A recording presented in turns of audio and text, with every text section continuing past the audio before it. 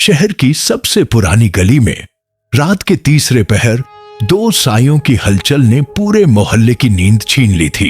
एक नीली साड़ी और काले दुपट्टे में लिपटी लड़की जो सबको सुलझी हुई और शरीफ नजर आती थी, असल में निक्की नाम की वो लड़की अपने अंधेरे धंधे की एक कड़ी थी, जिसका दूसरा सिरा एक और लड़की दिशा से जुड़ा था, जो कॉलेज की टॉपर, होशियार और संस्कारी बेटी की पहचान के पीछे एक ऐसा चेहरा छुपाए बैठी थी जो मासूमियत की आड़ में हवस, ब्लैकमेलिंग और मर्डर जैसे गुनाहों की धंधेबाजी चला रही थी।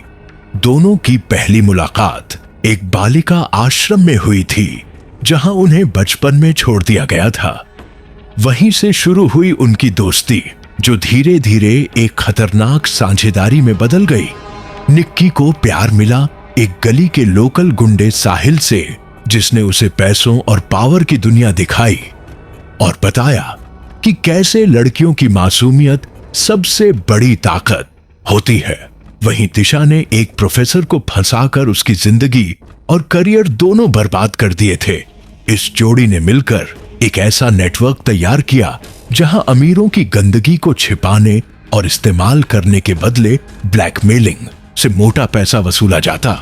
शुरू में तो यह काम छोटे स्तर पर था, लेकिन जैसे ही दिशा ने शहर के नामी बिल्डर सुरेश मित्तल के बेटे को रंगे हाथों उसकी ड्रग पार्टी में रिकॉर्ड कर लिया, वो वीडियो उनकी ताकत बन गया और यहीं से दोनों लड़कियों ने पैसे, पॉलिटिक्स और पुलिस में अपनी पहुंच बनानी शुरू की।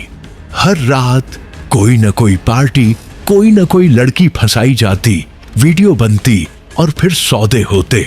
इन सौदों में शामिल होते थे शहर के एमएलए, बड़े अफसर, कॉलेज के प्रोफेसर और यहां तक कि न्यूज चैनल के पत्रकार तक। दिशा अब सिर्फ एक लड़की नहीं थी, बल्कि उसे लोग मैडम कहने लगे थे और निक्की उसकी सबसे भरोसेमंद सहयोगी। लेकिन ये काली दुनिया ज्यादा देर तक छुप नहीं सकती थी, क्योंकि एसीपी राघव, जो खुद एक लड़की के साथ हो चुके यौन शोषण केस से मानसिक रूप से टूट चुका था, अब इसी केस की तह में जा पहुंचा, जहां उसे शक हुआ कि शहर में लगातार लड़कियों की खुदकुशी और लापता होने की घटनाओं के पीछे कोई एक संगठित गिरोह है। एसीपी ने जब एक लड़की की लाश के पास से मिले मोबाइल को फॉरेंसिक जांच में भेजा, तो उसमें से मिले एक पार्टी का वीडियो, जिसमें दिशा एक रसूखदार नेता के साथ शराब और ड्रग्स में झूमती दिखी, सबूत बन गया। लेकिन उस वीडियो को अदालत में लाना आसान नहीं था, क्योंकि पुलिस के कई अफसर दिशा के पैरोल पर थे। एसीपी राघव ने चुपचाप एक सीक्रेट टीम बनाकर दिशा और निक्की की जासूसी शुरू की। लेकिन ये दोनों लड़कियां कोई आम शिकार नहीं थीं, उन्होंने हर चाल का तोड़ रखा था। दिशा ने एक जज के बेटे को ऐसा फंसाया कि केस को दबाने की पूरी कोशिश की गई, लेकिन एसीपी ने हिम्मत नहीं हारी। एक रात एसीपी ने अपनी टीम के साथ एक फार्म हाउस पर रेड मारी, जहां एक बड्डी पार्टी चल रही थी, और वहीं निक्की को रंगे हाथों एक नाबालिग लड़की को नशीली दवा देकर तैयार करते हुए पकड़ा गया। पर दिशा वहां से फरार हो गई। निक्की को पुलिस कस्टडी में लेने के बाद जैसे जैसे पूछताछ हुई, निक्की ने धीरे धीरे सब कुछ उगलना शुरू कर दिया, क्योंकि दिशा ने भागते हुए उसे फोन तक नहीं किया था। निक्की को लगा कि उसकी सबसे बड़ी दोस्त ने उसे बेच दिया है। इस गुस्से में निक्की ने वो पेन ड्राइव पुलिस को दे दी, जिसमें 100 से ज्यादा रसूखदार लोगों की अश्लील वीडियो और डीलिंग्स की फुटेज थी। वो फुटेज पूरे सिस्टम की जड़ें हिला देने वाली थी, लेकिन पुलिस कमिश्नर ने केस को रोकने की कोशिश की और एसीपी राघव को सस्पेंड कर दिया गया। पर राघव चुप नहीं बैठा। उसने अपनी जान जोखिम में डालते हुए एक स्वतंत्र पत्रकार को सारी फुटेज सौंप दी, जिसने एक एक्सपोजे किया और पूरे शहर में भूचाल आ गया। दिशा अब देश की सबसे बड़ी भगोड़ी बन चुकी थी। इंटरपोल तक को अलर्ट किया गया पर कोई नहीं जानता था कि वो कहां है। निक्की को कोर्ट ने 10 साल की सजा सुनाई, पर उसने कोर्ट में एक गवाही दी जिसने सबका दिल दहला दिया। उसने कहा कि हमने सिर्फ वो किया जो समाज ने हमें सिखाया। हमें बचपन में ठुकराया गया।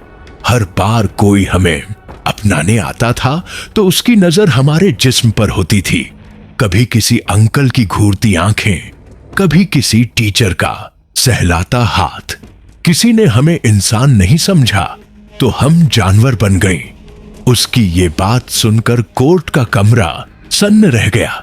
दिशा की तलाश आज भी जारी है और निक्की जेल में बंद होते हुए भी कई बार कहती है, हमने कोई गुनाह नहीं किया, हमने सिर्फ वही किया जो मर्द सदियों से करते आए हैं। फर्क इतना है कि हम औरत थीं, हमारी चाल में साजिश थी, पर हमारी मजबूरी भी। एसीपी राघव ने फिर से सर्विस ज्वाइन नहीं की, लेकिन वो आज भी हर उस लड़की की मदद करता है जो सिस्टम के इस अंधेरे में फंस चुकी है।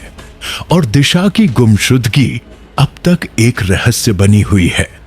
कोई कहता है वो नेपाल भाग गई, कोई कहता है वो दुबई में किसी शेख की बीवी बन गई, पर कुछ अफसरों को यकीन है कि एक दिन वो फिर लौटेगी, एक नए चेहरे, नए नाम और नए शिकारी जाल के साथ। रात के 2 बजे दिल्ली के पॉश इलाके में एक आलीशान बंगले में एक पार्टी चल रही थी। रोशनी, शराब और संगीत के बीच जब एक अरबपति बिजनेसमैन अपनी तीसरी व्हिस्की खत्म करके लॉन की ओर बढ़ा तो उसे लगा जैसे कोई उसका पीछा कर रहा है। वो मुड़ा, लेकिन वहां कोई नहीं था। अगली सुबह उसका शव उसी बंगले के पूल में औंधा पड़ा मिला और उसके गले में बंधी थी वही काली रिबन जो दिशा पहना करती थी। पुलिस ने इसे एक हादसा माना, लेकिन एसीपी राघव, जो अब केस से बाहर होने के बावजूद हर हरकत पर नजर रखता था, समझ गया कि दिशा लौट चुकी है। पर अब वो दिशा नहीं रही। वो अब एक साया बन चुकी थी जो सिर्फ अमीरों की हवस नहीं बल्कि पूरा सिस्टम निगलने आई थी। अगले कुछ महीनों में एक के बाद एक नामचीन लोगों के रहस्यमयी मौतें होने लगी। हर लाश के पास से एक कागज मिलता जिस पर लिखा होता, तुमने एक अनाथ को खिलौना समझा था, अब वही खिलौना तुम्हारा काल बनेगा। इस सीरीज ऑफ मर्डर्स ने पूरे देश को हिला दिया। लोग इसे ब्लैक मिस्ट्रेस के नाम से जानने लगे, लेकिन एसीपी जानता था कि ये कोई अफवाह नहीं बल्कि वही दिशा है। अब एक मिशन पर वो हर उस आदमी को मार रही थी जो कभी उसके नेटवर्क का हिस्सा रहा था, लेकिन उसका मकसद सिर्फ बदला नहीं था। वो एक नई दुनिया बनाना चाहती थी जहां औरतें सिर्फ शरीर नहीं बल्कि सत्ता हों। उसने अपने पुराने नेटवर्क की लड़कियों को दोबारा जोड़ा, लेकिन इस बार बिना ब्लैकमेलिंग उन्होंने एक गुप्त संगठन बनाया, शून्य, जिसका काम था हर उस ताकतवर दरिंदे को खत्म करना जो अपने पैसे और पावर का इस्तेमाल मासूम लड़कियों की जिंदगी बर्बाद करने में करते थे। राघव, जो कभी दिशा को पकड़ना चाहता था, अब कहीं ना कहीं उसकी सोच को समझने लगा था, पर कानून के रास्ते उसके हाथ बंधे थे। इसलिए उसने एक आखिरी फैसला लिया। वो दिशा को पकड़ने नहीं बल्कि उसके मिशन को सही दिशा देने जाएगा। अब कहानी एक मोड़ पर थी जहां शिकारी और शिकार का रिश्ता टूट चुका था। अब दोनों एक अंधेरे को उजाले में बदलना चाहते थे, लेकिन रास्ते में एक और ताकत थी, RAAT नाम का एक इंटरनेशनल ह्यूमन ट्रैफिकिंग रैकेट जो भारत में पैर पसार रहा था और दिशा के मिशन के सामने सबसे बड़ी दीवार बन चुका था। ओरेटी के पास थे हथियार, पैसा और इंटरनेशनल सपोर्ट। जब उन्होंने दिशा की कुछ साथियों को अगवा किया, तब पहली बार दिशा का चेहरा टूटा, लेकिन उसने हार नहीं मानी। उसने राघव को बुलाया और पहली बार दोनों एक ही टेबल पर बैठे, एक भगौड़ी क्रिमिनल और एक सस्पेंडेड ईमानदार अफसर। दोनों ने हाथ मिलाया। ये गठजोड़ अब कानून और क्रांति के बीच था और मिशन था रेड का खात्मा। अगली योजना बनाई गई एक बड़े कंसर्ट के दौरान, जहां R8 के सभी लीडर्स एक गुप्त डील के लिए आ रहे थे। दिशा और राघव ने प्लान किया एक लाइव ब्लास्ट सबूतों के साथ मीडिया के सामने, और उस रात वो हुआ जो देश ने कभी नहीं देखा। कंसर्ट के दौरान LED स्क्रीन पर एक एक करके RAT के नेताओं की हर गंदी हरकत, हर सौदा और हर शोषण का वीडियो दिखाया गया। और फिर राघव के एक इशारे पर पुलिस ने सबको घेर लिया।